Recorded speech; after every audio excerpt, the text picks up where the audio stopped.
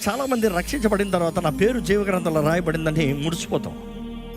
రక్షించబడిన తర్వాత నేను యేసు ప్రభు వస్తున్నాడంట, సిద్ధమా అంటే నేను వెళ్ళిపోతాను, నా పేరు ఉందంటాం.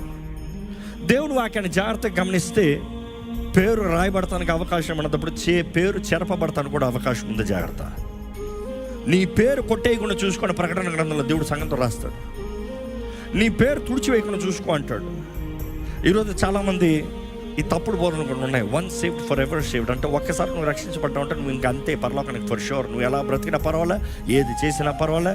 ఇంకా ఈ నికోలాయితల బోధ చూసిన తర్వాత ఇంకా ఈరోజు మన ట్రెండ్కి అయితే చాలా బాగుంది. ఏంటి?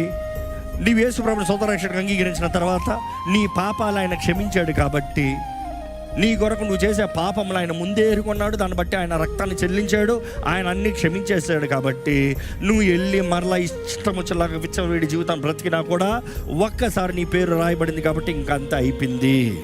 Everything is good, everything is fine. నువ్వు ఎట్లా బ్రతికినా పర్వాలేదు, యేసు ప్రభువుని నమ్ముకున్న తర్వాత ఇంకా మూఢ ఆచారాలు, అన్ని ఆచారాలు, లోక మార్గంలో పోతూనే ఉండవు. నీ లైఫ్ ఇదే.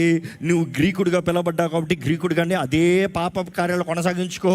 యేసుని నమ్మితే చాలు మోక్షానికి వెళ్ళిపోతావు అన్న బోధనలో, నికోలాయితల బోధనలో ఎంతగానో కనబడుతుంది. కానీ ఈరోజు దేవుడు వాక్యం చెప్పినట్టుగా చెప్పాలని ఆశపడుతున్నాను.